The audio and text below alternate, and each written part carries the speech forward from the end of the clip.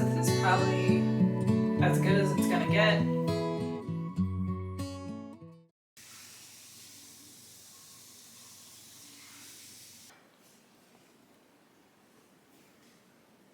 But I don't think I ever caught that one. I don't think I ever caught You never heard Your Love Is My Drug? No, I don't think I ever That's heard insanity. You would have never said anything, you would have never seen it again. Crazy question, baby.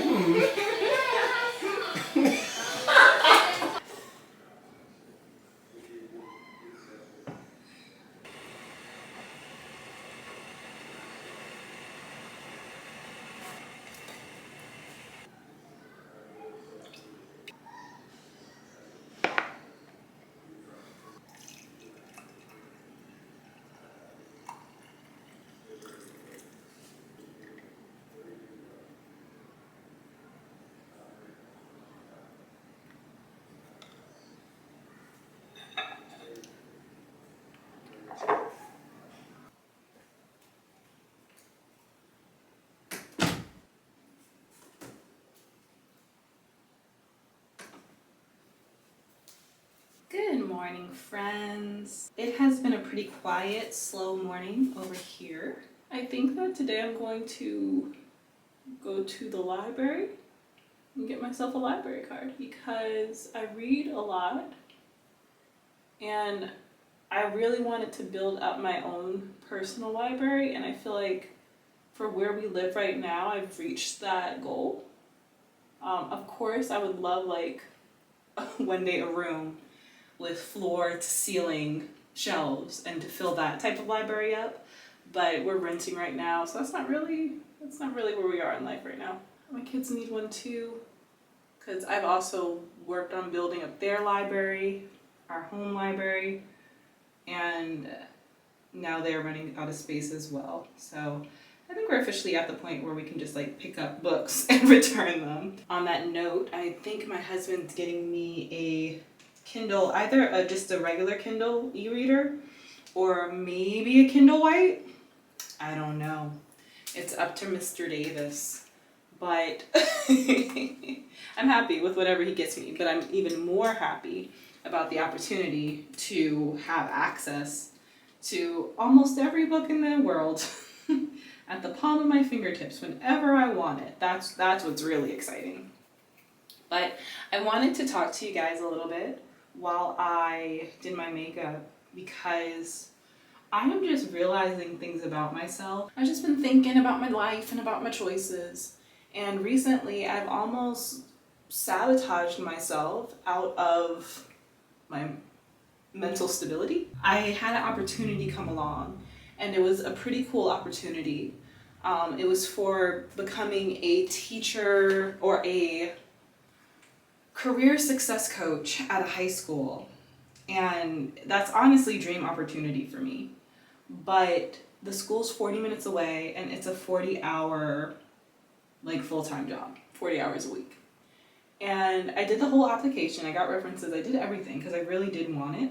But yesterday I ended up withdrawing my application because I just realized I was kind of self-sabotaging. I have my whole life post-graduation to find the job of my dreams. And right now, if I were to take that job, it would be so complicated with getting the kids to school in the morning. It would be so complicated with finding the time to do my schoolwork. And it would be so complicated because it's 40 minutes away. And recently I've been trying to really prioritize keeping my responsibilities closer to home, because the further out everything is, the easier it is for me to get burnt out. We recently even changed churches so that we could have a church closer to home. And the difference that's making on Sundays is huge. So I'm kind of just compartmentalizing and bringing life closer to me. And getting a job that's 40 minutes away, a full-time job at that, would just not be in alignment with the decision that I made for myself. Even the yoga studio that I teach at, that is 30 minutes away. On a good day, it's 30 minutes away. With traffic, it becomes 45. I've been thinking a lot about how much effort I'm actually putting into my self-care and taking care of my mental health, because that's a big thing that my program started off with. And I always proclaim that I'm a person who's very responsible with her mental health just because, I teach yoga. So I'm like, I'm always taking care of my mental health because I'm always doing yoga. But at the same time, well, it's not really true. A lot of times when I'm doing yoga, I'm planning classes or planning curriculum and things like that. It's not self-care, it's not meditative, it's more productive, it's more work. So I've been thinking about how am I going to take care of myself over these next 3 years, because I'm realizing that I have to make a strong foundation in self-care if I'm really going to go into this career field. I'm getting a degree in social work. That does not necessarily mean I'll be a traditional social worker, but it does mean that I'm going to be experiencing a lot of people's darkness and helping them navigate that darkness. And in order to be good at that, I gotta manage my own darkness. I wanna be realistic. I wanna set realistic standards for myself. And if you've been following this channel for a while, you know that I'm no stranger to biting off more than I can chew. And I really wanna break that habit. I think that over the past year, when I was focusing on myself and better understanding, what I wanted my life to look like, I did a really good job of separating myself and my desires from the expectations of others and what other people desire for me. I feel like I'm on the right path to knowing what I want, knowing what my purpose is, and being okay with how other people feel about it. And I also used to not be great at maintaining boundaries around my own desires and making sure that I'm setting sustainable habits to make it more likely that I'll obtain the goal. But I think that getting so far in the process of potentially taking a full-time job while I'm getting my master's, a master's that's going to require a 16-hour practicum starting next year. It just a wake-up call that the habits that we have to overbook and self-sabotage, like, we have to actively work to make sure that we're not sinking back into those habits no matter how far we think we've come. It was just a wake-up call to me that I will always be vulnerable to traps of productivity. And that's not anything I'm ashamed of. I just have to keep an eye on it. And within that, I have the opportunity to now ask myself, okay, well, let's go the other way. Instead of self-sabotaging, how can we make this more productive to the person that we are becoming? How can we solidify and strengthen all the positive progress we've made over the past year? Now, the hair. Okay. Whole contraption. I haven't had a sew-in in about a year, so it's been a little bit of time, and I missed it. I don't think that's how I'm supposed to take this out, but here we are. Okay, so curtain bangs. I should probably lay my edges. I'm just so lazy. Oh, but that looks so good. I love it. Okay, so this is probably as good as it's gonna get until I go to class tonight. When I go to class, I'll put it in a ponytail. You guys will see that. I went ahead and laid my edges. But yeah, I like it. I like her a lot. It's very dramatic, but I like dramatic hair. It's so interesting how identity shifts. When I no longer identified as a makeup artist, then I stopped wearing my hair in fun, dramatic ways. I stopped doing my makeup in fun, dramatic ways, and I almost started to get anxiety around showing up in ways that people didn't expect. And I remember I used to be the type of person that said that God doesn't test you. God never tests you, because why would God test us? That seems cruel. But recently, with my self-identity, I feel like I've been determining with God who I want to be, and then he'll test me, because I'll be able to see, am I actually stepping into that person? And wearing my hair the way I want to, for a lot of people, it's like, Dominique, that's so small, like, why do you care? But I care. I have a long history of social anxiety. I care. It's in my blood, it's in my DNA. So being able to just show up the way that I want to, and learning how to genuinely, with love, not care what other people think, like not resent them, but just let people have their opinions and just go about my life, that is huge for me. And even with this job opportunity, the ability to say, okay, even though this would be a textbook perfect opportunity for me, and even though my friend recommended it and I already asked other people for recommendations, and even though this would look good on paper, I'm going to choose what's best for me and withdraw my application. Like, I feel, and it paid really well too.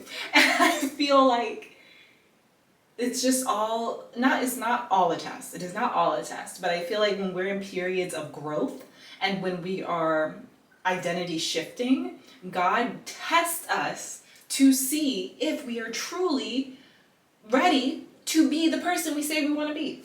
So that's all I got. That's all I got. I'm done ranting in my bathroom. But I really like my hair. I like it a lot. And yeah. I feel like I walked right out of the 90s and I love everything about it.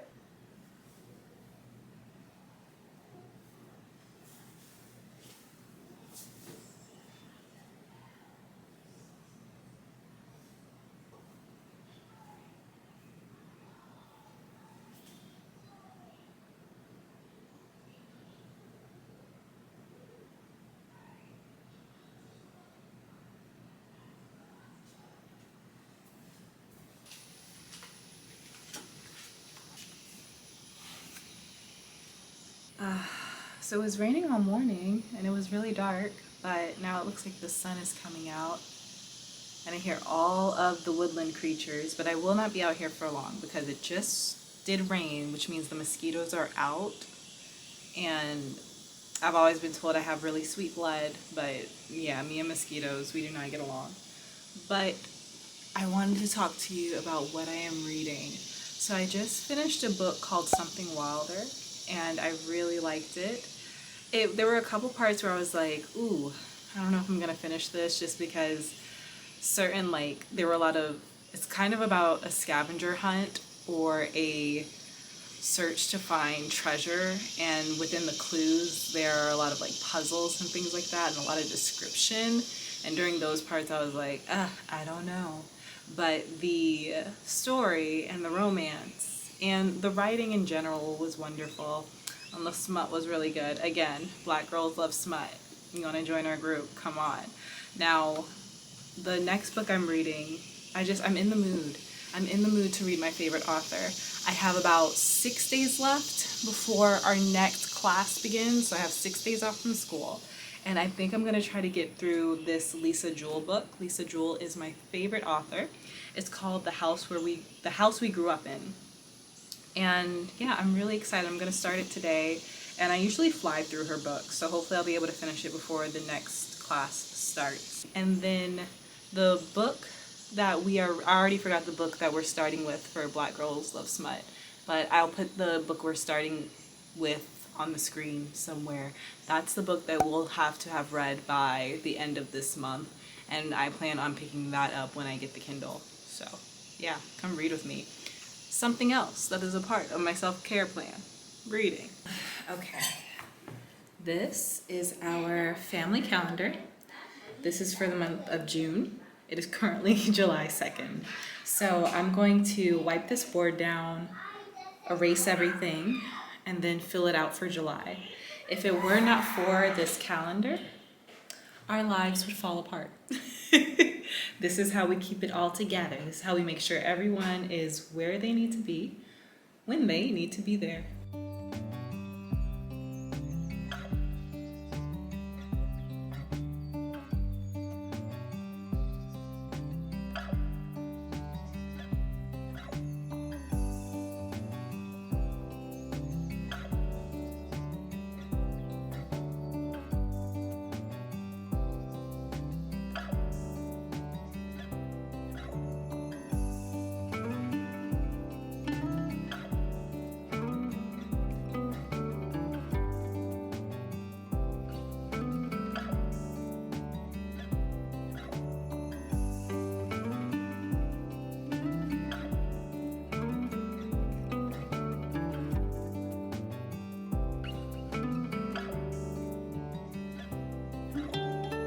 After making the calendar for this month, the level of my self-sabotage is starting to sink in, because thinking of all that plus with 40 hours a week somewhere else is crazy. It's crazy. Like I said, I'm on a break from class right now, but when we start, it's probably about 100 pages a week. And in my last class, it was about 100 pages a week and a quiz. This week is 100 pages, or this next class is 100 pages a week, a quiz, and a paper a week. So I'm just like, what drug? What drug was I on when I found myself applying for anybody's job? And don't get me wrong, like, I can have a job. I cannot have a 40-hour-a-week job. Not at this capacity. Not at this capacity. What I'll probably do is, again, find a yoga studio a little bit closer to me and find more opportunities to teach than what I have now, so that, you know, more income is always fun. But yeah, full-time job, not right now. Not right now. My son wants to make his own lunch, so I'm going to supervise that process. And then when they're done eating, we'll head to the library. Yeah.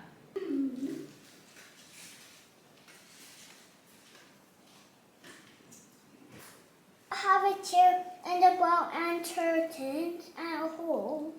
Oh, you're talking about my bed? They will definitely not have the same bed.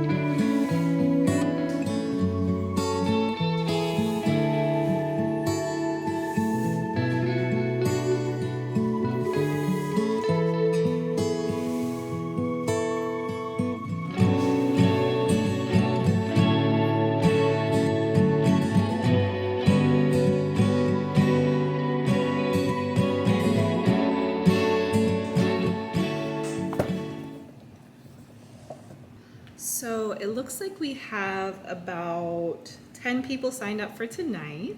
So that's a medium-sized class. I am going to go through what I have planned for tonight, and then I'm going to unlock the doors, put the sign outside, and start welcoming guests. I will talk to you after class. I'm probably gonna hide the camera.